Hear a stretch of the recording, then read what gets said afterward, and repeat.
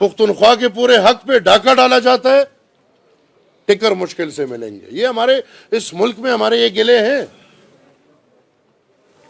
اسی لیے آج میں اسلام آباد آ کے اپنی پوری پارٹی اپنے بزرگوں کے ساتھ قاضی صاحب سے یہ ڈیمانڈ کروں گا کہ یہ جو ڈرامہ ہوا ہے، الیکشن نہیں ڈرامہ ہوا ہے، جس ڈرامے کے نتیجے میں اسٹیبلشمنٹ کے تو روزگار تھے، کاروبار تھے، فوجی کانفلیکس، عسکری سیمنٹ، کچھ اور چیزیں، کچھ ہم ٹافے بھی بناتے ہیں. ابھی نیا روزگار ان کو مل گیا جی، عسکری پارلیمان، عسکری حکومتیں. اور آپ یقین کریں، اگر میں پختونخوا کی بات کروں، وہاں سے 115 جنرل ممبر الیکٹ ہوتے ہیں. آپ 115 کے ساتھ 8 کروڑ لگائے، ضرب دے، پختونخوا میں سے صرف ریاست والوں نے اتنا پیسہ اٹھایا ہے، صرف پختونخوا میں سے. بہترین روزگار ہے، اس سے اچھا روزگار اور کیا ہو سکتا ہے؟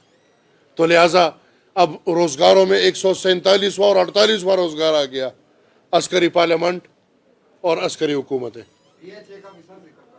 وہ تو ہے بہت پرانا روزگار ہے، بہت بنیادی روزگار ہے. ملک ریاض اور DHA کا مقابلہ بہت سخت چل رہا ہے. میں یہ ڈیمانڈ کروں گا کہ اول تو قاضی صاحب ایک جوڈیشل کمیشن بنائیں اور خود اس کو ہیڈ کریں. اگر وہ سمجھتے ہیں یا اگر وہ پورے ملک کو یہ اشارہ دینا چاہتے ہیں کہ پاکستان میں عدلیہ آزاد ہے، میں نہیں سمجھتا. میں سمجھتا ہوں کہ پاکستان میں ہر ادارہ مفلوج ہے، ہر ادارہ غلام ہے، اور ایک ادارہ ہے جو سب پہ حکمرانی کر رہا ہے اور باقی سب ادارے اس ادارے کے غلامی کر رہے ہیں. لیکن اگر قاضی صاحب سمجھتے ہیں کہ میری بات غلط ہے تو قاضی صاحب ایک جوڈیشل انکوائری کمیشن بنائے، خود اس کو ہیڈ کرے. اور ان الیکشنز میں جو ہوا ہے اس میں ہمیں پتہ ہے یہ بھائی زبردستی کر رہے ہیں. ابھی تو دکھا بھی رہے ہیں کہ چلو بھائی کر بھی لیا، دن میں کر رہے، جس میں ہمت ہے کوئی کچھ کر کے دکھا دے، کوئی کچھ نہیں، وہ دکھا رہے ہیں ہمیں. لیکن کم سے کم قوم کے سامنے تو پیش کریں کہ کیا سچ ہے اور کیا جھوٹ ہے. یہ جو ہر ووٹ پہ اس دن پریکٹس ہوتا ہے اور ہر بندہ پاکستان کا جا کے تمب امپریشن ووٹ کے پرچی پہ دیتا ہے، وہ اسی لیے ہوتا ہے کہ اس کی صبح نادرا سے شناخت ہو سکے. ہم یہ ڈیمانڈ کرتے ہیں، چلے کہتے ہیں پختونخوا میں انقلاب ہے، پورے ملک کو چھوڑے، پختونخوا کے حلقے کھولے، سب کو پتا چل جائے گا کتنا انقلاب ہے اور کتنا نہیں ہے. پختونخوا کے حلقے کھولے، تمب امپریشن کے بائیو میٹرک کریں. جو کوئٹہ کے ایک حلقے کی حالت تھی پچھلی دفعہ، پورے پختونخوا کی ہوگی. کہیں کسی کرنیل کے پیر کا نشان ہوگا، کہیں کسی خلائی مخلوق کے ہاتھ کا نشان ہوگا. یہ اور اگر یہ ہے تو میں یہ سمجھتا ہوں کہ جو افراد، وہ جتنا بڑا ہو، اس کے پاس جتنے میڈلز ہو، اس کے سر پہ جتنے سینگ ہو، اس کے پاس جتنے طاقت ہو، سب سے طاقتور چیز اس پاکستان میں آئین ہے اور عوام ہے. اور جو افراد اس الیکشن مینیپولیشن میں، اس بدترین الیکشن مینوفیکچرنگ میں ملوث ہے، ان سب کے خلاف آئین شکنی کی کارروائی ہونی چاہیے. میں یہ سمجھتا ہوں کہ آئین میں بہت واضح ہے جس ادارے کا جو کام ہے اس ادارے کو وہ کام کرنا چاہیے. میں سیاستدان ہوں، میرے لیے ایک ادارہ ہے پارلیمان، مجھے فخر ہونا چاہیے اپنے پارلیمان پہ اور مجھے فخر ہونا چاہیے اپنی جمہوریت پہ. آپ میڈیا والے ہیں، آپ کا ایک آئینی کردار ہے، آپ کو فخر ہونا چاہیے اپنے کیمرے پہ، آپ کو فخر ہونا چاہیے اپنے مائک پہ، آپ کو فخر ہونا چاہیے اپنے پین پہ. کوئی عدلیہ میں ہے، ان کو فخر ہونا چاہیے اپنے گاؤن پہ. یہ تو نہیں کہ مجھے اپنا کام ہی برا لگے. جب میں بھرتی دفاع کے لیے ہوا ہوں اور مجھے وہ کام ہی برا لگے تو ایسے تو نہیں چلے گا. جس کو جس کام کے لیے آئین میں لایا گیا ہے اس کو وہ کام کرنا ہوگا. اور ہم تو سادی بات ہے بھائی، فوجی کا کام ہے لڑائی، اس کا یہ کام نہیں ہے. حکمرانی کا محور عوام ہے، بادشاہ عوام ہے، بادشاہ جرنیل نہیں ہے. چوکیدار، جس کو میں کہتا ہوں چوکیدار، مطلب پشتوں میں چوکیدار بولتے، سوری میں نے اردو میں چوکیدار کا کام گیٹ پہ کھڑے ہو کے چوکیداری کرنا ہے. اس کو وہ برا نہیں لگنا چاہیے اپنے آپ.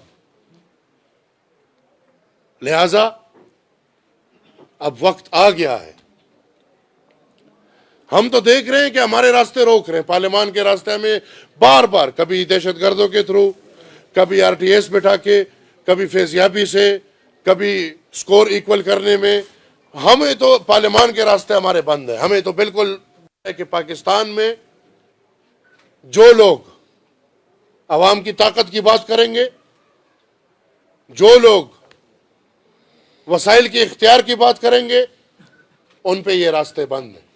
ٹھیک ہے، پارلیمان کے راستے ہمارے، بھلے یہ آپ کا غلام پارلیمان ہے، ہمارے راستے اس پہ بند ہے. ہم شکر ادا کرتے ہیں کہ جہاں غلامی کی سلیکشن ہو رہی تھی، عوامی نیشنل پارٹی اس سلیکشن سے باہر تھی. ہم مانتے ہیں، لیکن ہماری سیاست ہے، اس سیاست سے ہمیں نہ کوئی روک سکتا ہے نہ کوئی روک سکتا تھا. اور عوامی نیشنل پارٹی نے دیوار کے ساتھ لگ کے، یہ میں بار بار واضح کر دوں، کیونکہ ہمیں دیوار کے ساتھ لگا لیا. ہمارے پاس دو راستے ہیں، ہم نے جو اپنے بڑوں سے سیکھے ہیں. پیچھے دیوار ہے، ہم مزید پیچھے نہیں جا سکتے. اس کے بعد دو راستے ہیں، یا ہم پیر پڑیں گے یا ہمارا ہاتھ آپ کے گریبان میں ہوگا. الحمدللہ وہ جمہوریت کی ہے، ان لوگوں کے وارث ہیں کہ صرف ایک باچا خان بابا نے الحمدللہ اس کی 37 سے 39 سال قید گزاری ہے، لیکن کسی کے پیر نہیں پڑے. چوتھے جنریشن میں 100 سال سیاست ہو گئی ہے، مجموعی طور پہ 50 سال سے زیادہ قید ہے. اس تحریک کے ہزاروں کی تعداد میں شہداء ہیں، سینے پہ گولیاں کھائی ہیں. انگریز سے لے کے جلیانوالہ باغ سے لے کے ابھی آپ کے بنے ہوئے دہشت گردوں تک ان سینوں پہ گولیاں کھاتے رہے ہیں، لیکن پیر نہیں پڑے. تو یہ بات تو بھول جائے کہ ہم پیر پڑیں گے. ہاں، ہاتھ گریوان میں ڈال دیے ہیں، کمزور ہے، ہاتھ ٹوٹیں گے، کوئی مسئلہ نہیں. لیکن ابھی عوامی نیشنل پارٹی نے یہ اعلان کر لیا ہے، یہ فیصلہ کر لیا ہے، ایک تحریک کا آغاز کر چکے ہیں ہم، جس تحریک کی بنیاد ایک نقطہ، وہ نقطہ یہ کہ جو ادارہ پاکستان، آئین پاکستان، جمہوریت، پارلیمان اور سب چیزوں کو گھٹن میں رکھا ہوا ہے، میڈیا کو گھٹن میں رکھا ہوا ہے. آج آپ کھلی بات کریں گے، آپ کے بھائی غائب ہوں گے. کیوں اسد علی طور غائب ہے؟ کیا وجہ ہے؟ زمینی خدا ہم نہیں مانتے، الحمدللہ ایک ہی خدا ہے، اور وہ خدا کسی کو دکھتا نہیں ہے. زمینی خدا کہاں سے آ گئے کہ جس کے خلاف بات نہیں ہو سکتی؟ یہ کون ہے؟ آج کیوں میڈیا گھٹن میں زندگی گزار رہی ہے؟ آج کیوں عدلیہ ایک واٹس ایپ میسج پہ فیصلے کر رہی ہیں؟ کیا یہ بات زبان زد عام نہیں ہے کہ اسلام آباد میں بیٹھا ایک کرنیل پورا پارلیمان چلاتا ہے؟ اب ہم نے یہ فیصلہ کیا ہے کہ اب آئین کے اندر رہتے ہوئے کوئی تشدد کا راستہ ہم نہیں اپنا رہے. عدم تشدد کے راستے پہ چلتے ہوئے ہم نے اس تحریک کا آغاز کر لیا ہے کہ اب ہم انشاءاللہ اس دن اپنی تحریک کو روکیں گے جس دن ہم یہ خاص مخصوص ادارے کا باقی اداروں کے عمل میں دخل کرنا بند نہ کر دیں.